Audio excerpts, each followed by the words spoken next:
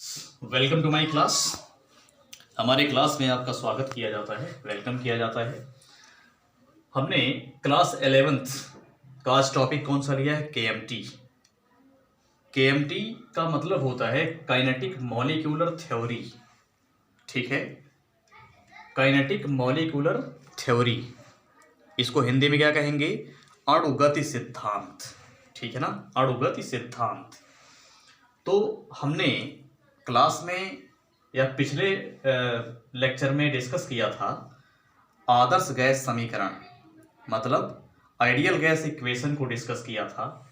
उसके आगे का ये टॉपिक है। हमने वहां पर आपको बताया था कि जो आइडियल गैस है वो एक इमेजिनरी गैस है और रियल में एग्जिस्ट नहीं करती।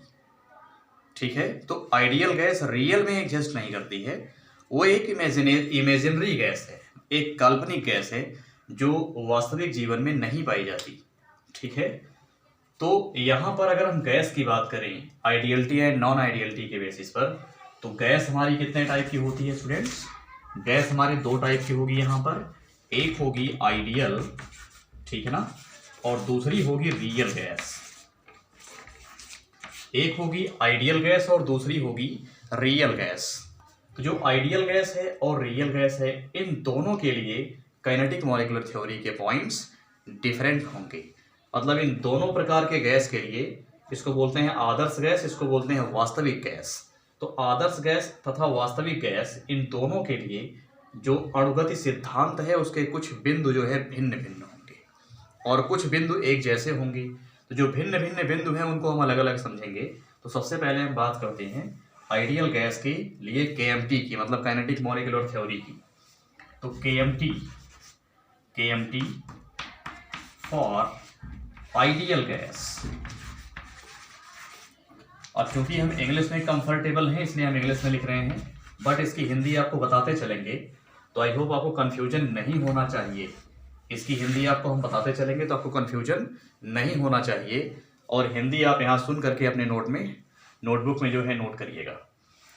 तो kinetic molecular theory for ideal gas, इसकी हिंदी क्या होगी? आदर्श गैस के लिए अणुगति सिद्धांत। इसका पहला पॉइंट क्या कहता है अणुगति सिद्धांत का? तो पहला पॉइंट इसका ये कहता है स्टूडेंट्स कि अगर यहां पर हम एक गैस सिलेंडर ले लें, ठीक है ना, यहां पर अगर हम एक गैस सिलेंडर ले लें, इसमें हमने कुछ गैस के पार्टिकल रख दिया, और ये गैस कौन सी है? मान लो आइडियल गैस है। हमने कहा था ना कि आइडियल गैस जो है ये इमेजिनरी होती है, काल्पनिक होती है। हमने कल्पना में एक गैस ले लिया जिसके पार्टिकल्स हमने यहाँ दिखा रखे हैं। ठीक है, तो अब यहाँ पर इनके बारे में हम पहला पॉइंट क्या कहेंगे? काइनेटिक मॉलिक्यूलर का जो पहला पॉइंट है काइनेटिक मॉलिक्यूलर थ्योरी का इस आइडियल गैस के लिए, वो ये है कि यहाँ जो गैस के पार्टिकल्स हैं इनका अपना अपना वॉल्यूम होगा, इस पार्टिकल का अपना इंडिविजुअल वॉल्यूम होगा, इसका भी अपना इंडिविजुअल वॉल्यूम होगा, और इनका भी सभी का अपना अपना इंडिविजुअल वॉल्यूम होगा। मतलब जो गैस आइडियल गैस के जो कण हैं या फिर अणु हैं उनका अपना अपना खुद का आयतन होता है। तो अगर हम इनके आयतन की तुलना, मतलब जो कणों का आयतन है उनके आयतन की तुलना इस पूरे गैस के आयतन से करने लग जाएं, गैस का आयतन कौन होगा? जो इस सिलेंडर का आयतन है वही गैस का आयतन होगा। तो गैस के आयतन के तुलना में जो कण का आयतन है वो बहुत कम होता है। ठीक है ना, वो इतना कम होता है कि उसको हम नेग्लेक्ट कर देते हैं। तो कहेंगे volume of particles, volume of a particle is less than many time less than volume of whole gas. तो समझ जाना, हम यहाँ पर होल गैस की बात कर रहे हैं। Volume of whole gas, whole gas का जो वॉल्यूम होगा उसके तुलना में पार्टिकल का वॉल्यूम बहुत कम होगा। ठीक है ना, इस पॉइंट को आप ठीक से लिख लेना, हमने शॉर्टर में लिखा है। मतलब यहाँ पर ये कहेंगे कि जो गैस का कण है उसका आयतन कुल गैस के आयतन के तुलना में बहुत कम होता है, जिसको हम नेग्लेक्ट कर देते हैं। दूसरा पॉइंट इसमें ये होगा कि इन कणों के मध्य, इन कणों के बीच में ना तो कोई आकर्षण होगा और ना ही कोई प्रतिकर्षण होगा। तो कहेंगे there is no attraction and repulsion among the particles of ideal gas. तो यहाँ केवल हम इतना लिख रहे हैं, नो अट्रैक्शन एंड रिपल्सन। हमने ए एंड आर लिखा, समझ जाना। अट्रैक्शन एंड रिपल्सन हम कहना चाहते हैं। तो इन पार्टिकल के बीच में ना तो कोई अट्रैक्शन होता है और ना ही कोई रिपल्सन होता है, ना ही कोई आकर्षण होता है, ना ही कोई प्रतिकर्षण होता है। ठीक है। अब नेक्स्ट पॉइंट हमारा क्या आता है?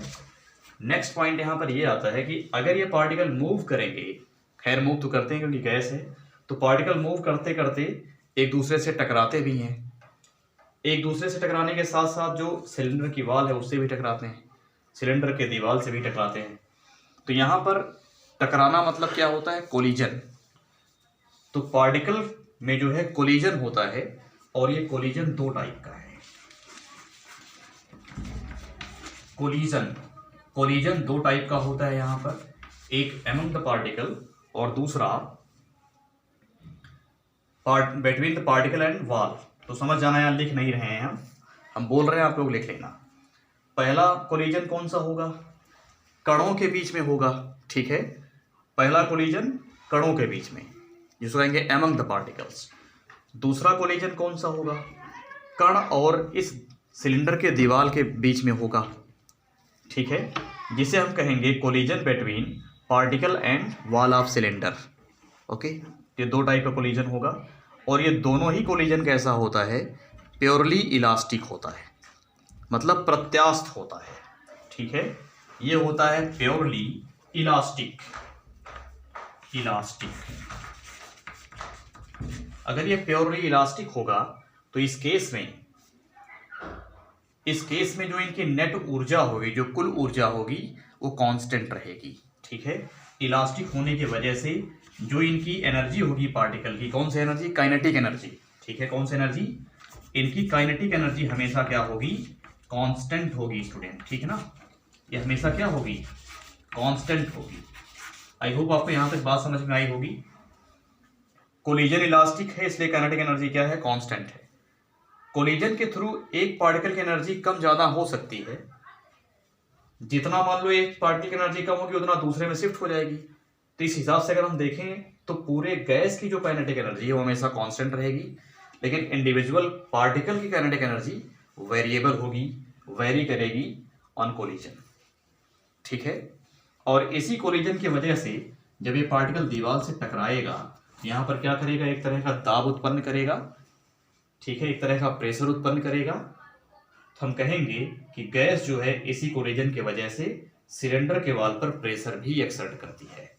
ठीक है, तो ये हमारे कुछ पॉइंट थे काइनेटिक मॉलिक्यूलर थ्योरी के, किसके लिए? आइडियल गैस के लिए। और इन पॉइंट के हिसाब से अगर आइडियल गैस के लिए हम इक्वेशन की बात करेंगे तो क्या होगी? PV = nRT। जो हमारी इक्वेशन होगी आइडियल गैस की, ठीक है, वो क्या होगी? PV = nRT। ये तो आप लोग पहले से भी जानते हैं। ठीक है, PV = nRT। ये आइडियल गैस के लिए इक्वेशन हो जाएगी इन पॉइंट के आधार पे, और इसको हमने डेराइव भी करके बताया था कंबाइंड गैस लॉ में। आई होप आपको ये बातें समझ में आई होंगी। इस क्लास में स्टूडेंट्स इतना ही।